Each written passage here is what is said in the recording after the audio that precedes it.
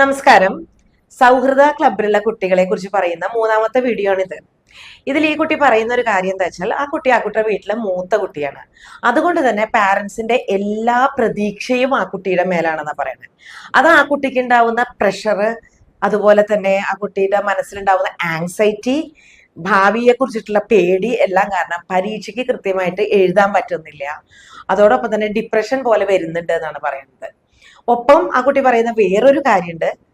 പെൺകുട്ടി ആയതുകൊണ്ട് കല്യാണം പെട്ടെന്ന് നടത്താനുള്ള സാഹചര്യവും കൂടുതലാണ് എൻ്റെ വീട്ടിൽ എന്നാണ്. മാർക്ക് കുറഞ്ഞാൽ കല്യാണം കഴിപ്പിക്കും എന്നുള്ള ഒരു ഭീഷണി കൂടെ വരുന്നുണ്ട്. പിന്നെ കാണാൻ ഞാൻ ഫെയർ അല്ല എന്നുള്ളൊരു വാക്ക് കൂടെ ആ കുട്ടി ഉപയോഗിച്ചിട്ടുണ്ട്. 11ാം ക്ലാസ്സിൽ പഠിക്കുന്ന കുട്ടികളിലാണ് ഈ ക്ലാസ് എടുത്തിരുന്നത്.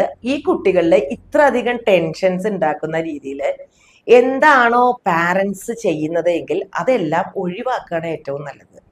കാരണം മൂത്ത കുട്ടിയാണെന്ന് വെച്ചിട്ട് കുടുംബം മുഴുവൻ നോക്കേണ്ട ഉത്തരവാദിത്തം അവളുടെ അല്ലെങ്കിൽ അവന്റെ തലയിലാണെന്ന് വിചാരിക്കരുത്. ഏത് കുട്ടികളും കുടുംബം വേണ്ടതുപോലെ കൈകാര്യം ചെയ്യാനുള്ള കഴിവ് ഉണ്ടാക്കിയെടുക്കുക എന്നുള്ളതാണ് പാരന്റ്സിന്റെ പ്രധാനമായിട്ടുള്ള ഉത്തരവാദിത്തം.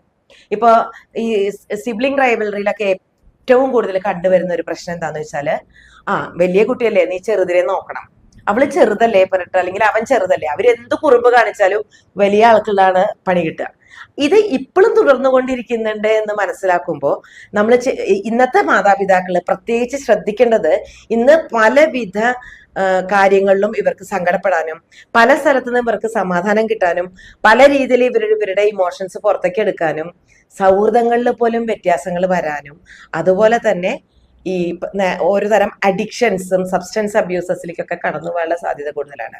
അപ്പോൾ നമുക്ക് നമ്മളുടെ കുട്ടികളുടെ ഏറ്റവും നല്ല സുഹൃത്താവുകയാണ് അധികം ആവശ്യം.